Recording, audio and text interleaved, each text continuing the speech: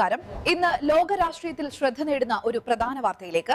ഉത്തര കൊറിയയിൽ ഈ വർഷത്തെ തെരഞ്ഞെടുപ്പ് വീണ്ടും രാജ്യാന്തര ശ്രദ്ധ നേടുകയാണ്.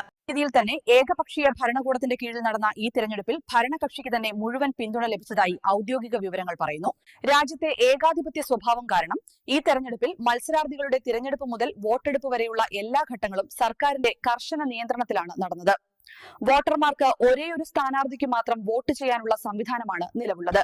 ഉത്തര കൊറിയൻ അധികൃതര് പറയുന്നതനുസരിച്ച് വോട്ടിംഗ് ശതമാനം വളരെ ഉയർന്നതാണെന്നും ജനങ്ങളുടെ പങ്കാളിത്തം ശക്തമായിരുന്നുവെന്നുമാണ്. എന്നാൽ അന്താരാഷ്ട്ര നിരീക്ഷകർ ഇതിനെതിരെ സംശയങ്ങൾ ഉയർത്തുന്നുണ്ട്. ജനാധിപത്യ മാനദണ്ഡങ്ങൾ പാലിക്കപ്പെടുന്നില്ലെന്ന വിമർശനവും ശക്തമാണ്. ഇത്തവണത്തെ തെരഞ്ഞെടുപ്പ് ലോകരാഷ്ട്രങ്ങൾ പ്രത്യേക ശ്രദ്ധയോടെ നിരീക്ഷിക്കുന്നതിന്റെ പ്രധാന കാരണം രാജ്യത്തിന്റെ രാജ്ഞീയ നിലപാടുകളും ഭാവി നീക്കങ്ങളുമാണ്. ഇതോടെ ഉത്തര കൊറിയയിലെ തിരഞ്ഞെടുപ്പ് വീണ്ടും ഒരു ചർച്ചാ വിഷയമായി മാറുകയാണ്. ആകെ 99.92% വോട്ടിംഗ് രേഖപ്പെടുത്തി. 0.08% പേർ വോട്ട് ചെയ്യാതിരുന്നത് അപൂർവമായ എതിർപ്പായി നിരീക്ഷകർ കാണുന്നു. ഇതുവരെയുണ്ടായിരുന്ന പ്രധാന വാർത്തകൾ ഇത്രമാത്രം. കൂടുതൽ അപ്ഡേറ്റുകൾക്കായി ഈ ചാനൽ സബ്സ്ക്രൈബ് ചെയ്തു വയ്ക്കുക.